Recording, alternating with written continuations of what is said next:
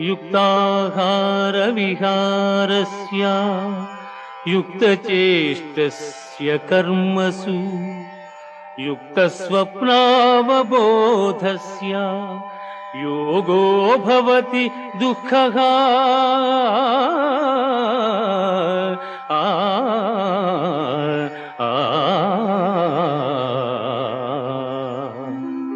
యుక్తాహార విహారాదులు కర్మాచరణము గలవానికి ఆత్మ సంయమ యోగము లక్ష్యము.